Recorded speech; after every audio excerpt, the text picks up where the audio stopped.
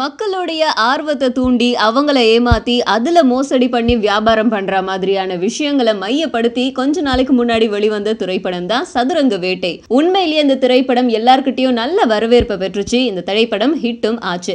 இந்த திரைப்படத்துல நட்டி நடராஜ் ஒளிப்பதிவாளர் அவர் தான் ஹீரோவா நடிச்சிருந்தாரு.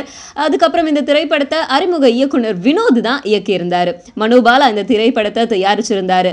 இந்த திரைப்படம் வெற்றியை தொடர்ந்து வினோதுக்கு மிக பெரிய பட வாய்ப்பு ஒன்று கிடைச்சிருக்கு. அதுல யாரு ஹீரோவா நடிக்க போறானா நம்ம சூர்யா இப்போதைக்கு மாஸ் திரைப்படம் நடிச்சு வெயிட் பண்ணிட்டு இருக்காரு. அந்த திரைப்படம் வெளியாக போகுது. அண்ட் அதை தொடர்ந்து விக்ரம் குமார் இயக்கத்துல 24 அப்படிங்கிற திரைப்படத்துல நடிச்சிட்டு வராரு.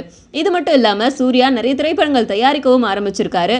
இவருடைய தயாரிப்புல உருவாகிற ஹைகோ திரைப்படம் பாண்டிராஜோட இயக்கத்துல உருவாயிட்டு இருக்கு. இந்த திரைப்படத்துல சூர்யா சிறப்பு தோற்றத்துல வராரு. சோ இது எல்லாமே நடிச்சு முடிச்சதுக்கு அப்புறம் நம்ம வினோதோடைய இயக்கத்துல சூர்யா படம் நடிக்க போறாரு. அது நான் கண்டுபிடிச்சேன் சார். நான் விவேக் சார் திருடி இருக்கேன் சார் அதை அப்படின்னு. விவேக் சார் குஷி படத்துல அப்படி போற போக்குல சொல்லியிருப்பாரு. எல்லாருக்குமே ஃபேர்வெல் கொடுத்துட்டு இருப்பாங்க. பசங்கள்லாம் நில்லு போ வராதே தள்ளி போ சொல்லிட்டு பொண்ணுங்கள்லாம் கட்டி பிடிச்சி ஃபேர்வெல் கொடுத்துட்டு இருப்பாரு.